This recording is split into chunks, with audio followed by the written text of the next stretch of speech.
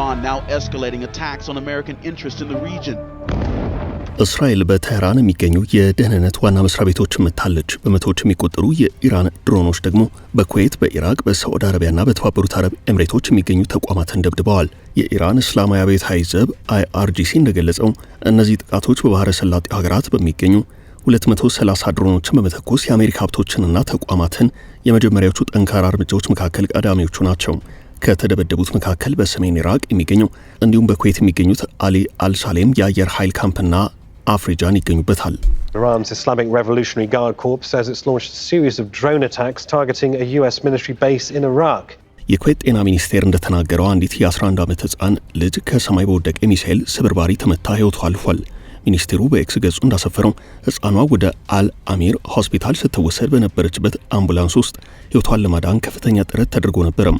ሆስፒታል ከደረሰች በኋላ ለግማሽ ሰዓት ያህል ሙከራ ቢደረግም በደረሰባት ከባድ ጉዳት ምክንያት ሕይወቷ አልተረፈም። በኢራቅ አልጀዚራ አረብኛ ቋንቋ እንደዘገበው ከሆነ በባግዳድ ዓለም አቀፍ አውሮፕላን ማረፊያ አቅራቢያ የሚገኘውን የአሜሪካ ኤምባሲ የሎጂስቲክስ ድጋፍ ሰጪ ተቋም ኢላማ ያደረገ የድሮን ጥቃት ተፈጽሟል። ይህም ማክሰኞ ዕለት በአውሮፕላን ማረፊያ አቅራቢያ ከከሸፈው ተመሳሳይ የድሮን ጥቃት በኋላ የመጣ ነው። በተጨማሪም በኢራቅ ኩርዲስታን ክልል በሚገኘው ኤርቢል 2 ድሮኖች በአንድ የአሜሪካ የጦር ሰፈርና በአንድ ሆቴል ላይ ጥቃት መፈጸማቸውን የደህንነት ምንጮች ገልጸዋል።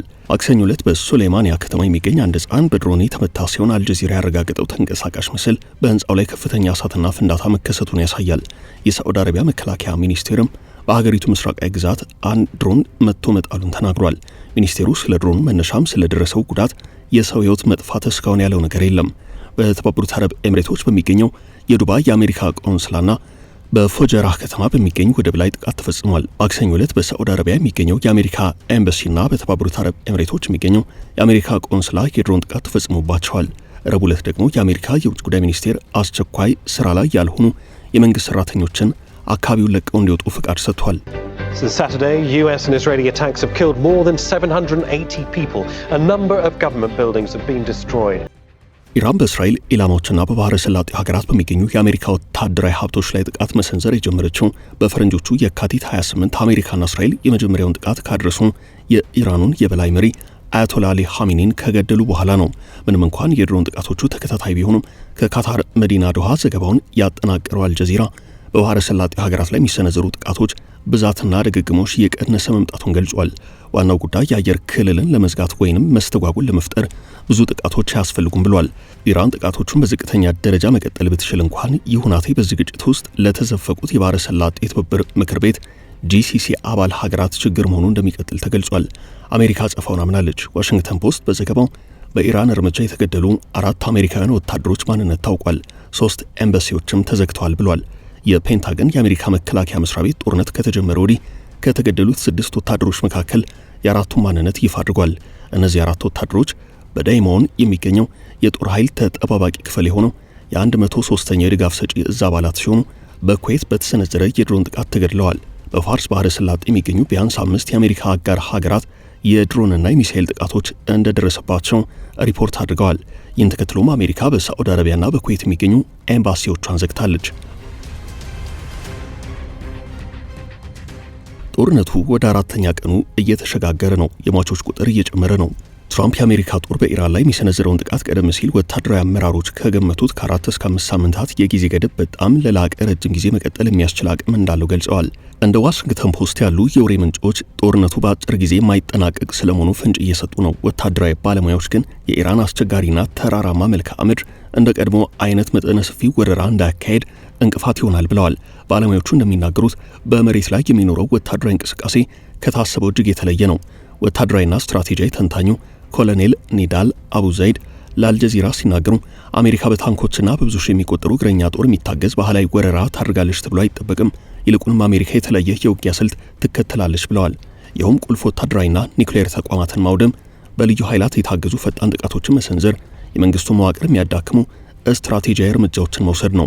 5ኛ ቀኑን የያዘው የኢራንና የአሜሪካ እስራኤል ጦርነት የተቀናጀ የእስራኤልና የአሜሪካ ጥቃቶች ምዕራብ ቴህራንን ኢላማ አድርገዋል። በከተማ ላይ ጥቅጥቅ ያለ ጢስ የሚያሳዩ ተንቀሳቃሽ ምስሎች ወጥተዋል። በሰሞንኛው ወታደራዊ ዘመቻ የናታንዝ የኒውክሌር ተቋም የተመታ ቢሆንም የኢራን ብዙሃን መገናኛዎች ግን ምንም አይነት የሬዲዮ አክቲቭ ፍሳሽ አለመመዝገቡን ዘግበዋል። እንደ አሜሪካው አድሚራል ብራድ ኩፐር ገለጻ ኢራን በአጸፋ እርምጃ ከ500 በላይ ባሊስቲክ ሚሳኤሎችንና 2000 ድሮኖችን ተኩሳለች።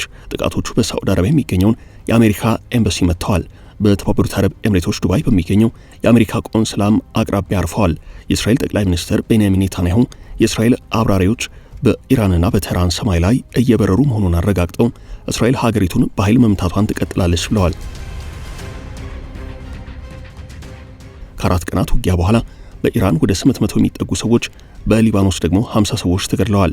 ኢራን በባህረ ሰላጤው የኤነርጂ መሰረተ ልማቶች ላይ ጥቃቶችን የሰነዘረች ሲሆን የአሜሪካና እስራኤል ጥቃቶች የሚቀጥሉ ከሆነ በቀጠናው የሚገኙ ሁሉም የኢኮኖሚ ማዕከላት ኢላማ እንደምታደርግ ዝታለች። የካታር የአየር መከላከያ ስርዓት በዶሃ ሰማይ ላይ ተተኳሾችን መተው ጥለዋል። ይህም ከፍተኛ የፍንዳታ ድምፅ አስከትሏል። በተጨማሪም ካታር ለኢራን እስላማዊ አብዮታዊ ዘብ IRGC የሚሰሩ 10 ተጠርጣሪ ሰላዮችን በቁጥጥር ስር አውያለሁ ብላለች። የሳዑዲ ባለስልጣናት በሪያድ በሚገኘው የአሜሪካ ኤምባሲ ላይ 2 ድሮኖች ጥቃት መፈጸማቸውን ተናግረዋል። ይህም መጠነኛ እሳትና አነስተኛ ጉዳት አስከትሏል። በሞስካት የሚገኘው የአሜሪካ ኤምባሲ ቀጣይነት ያለው እንቅስቃሴ በሚል ምክንያት ሰራተኞቹንና በኦማን የሚገኙ ሁሉም አሜሪካውያን ዜጎች ተጨማሪ ማሳሰቢያ እስኪሰጥ ድረስ ባሉበት እንዲጠለሉ፣ ደህንነቱ የተጠበቀ ቦታ እንዲፈልጉ አሳስቧል። የብሪታንያ የባህር ላይ ደህንነት ተከታታይ UKMTO በተባበሩት አረብ ኤምሬቶች ፎጀራህ በስተ ምስራቅ 7 የባህር ማይል ርቀት ላይ አንዲት መርከብ ባልታወቀ ተተኳሽ ተመታለች ብሏል። የሊባኖሱ የታጠቀ ቡድን ሄዝቦላህ በሰሜናዊቷ ሜቱላ ከተማ በሚገኙ የእስራኤል ኃይላት ሮኬቶችን ተኩሷል። በተጨማሪም ከኢራን ጋር የሚወግነው ሄዝቦላህ በሃይፋ በሚገኝ የባህር ኃይል ጦር ሰፈር ላይ የሚሳኤል ጥቃት ፈጽሟል። እስራኤል በኢራንና በሊባኖስ የሚገኙ ኢላማዎችን በንቃት በመደብደብ በዚህ በቀጠለው ዘርፈ ብዙ ግጭት ውስጥ ዋነኛ ተዋናይ ናት። በሊባኖስ የእስራኤል አየር ጥቃቶች ቢያንስ 50 ሰዎች ሲገደሉ 335 ሰዎች ደግሞ ቆስለዋል። የእስራኤል ጦር በደቡብ ሊባኖስ የሚገኙ ቢያንስ 60 የሂዝቦላህ ኢላማዎችን የመታ ሲሆን የመሳሪያ ማከማቻዎችን፣ የትዕዛዝ ማዕከላትንና የሚሳኤል ማስወንጨፊያዎችን ደብድቧል።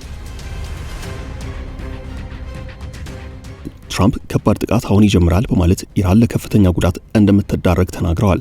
ምንም እንኳን ከፍተኛ ወታደራዊ እርምጃ እየተወሰደ ቢሆንም ትራምፕ በአሜሪካ የሚመራ የአገዛዝ ለውጥ ዋነኛ ግባቸው እንዳልሆነ ገልጸዋል። ይልቁንም ጦርነቱ ሲያበቃ ከውስጥ የሆነ ሰው ስልጣኑን ቢይዝ የተሻለ ምርጫ ሊሆን እንደሚችል ተናግረዋል።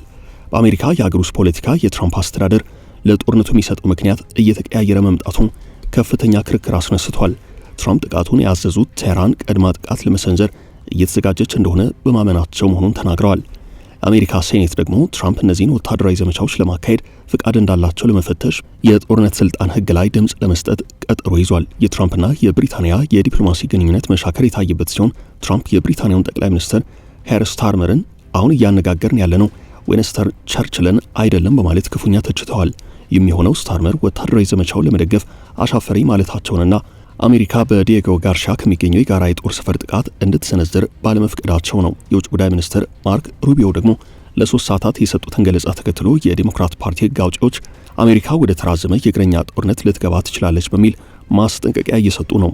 በሌላ በኩል በኩዌት በሚገኙ ወታደራዊ ተቋማት ላይ በደረሰ የኢራን የአጸፋ ጥቃት የተገደሉ 4 አሜሪካውያን ወታደሮች ማንነት እየተለየ ሲሆን ይህም እስካሁን የተረጋገጠውን የአሜሪካውያን ሟቾች ቁጥር 6 አድርሶታል።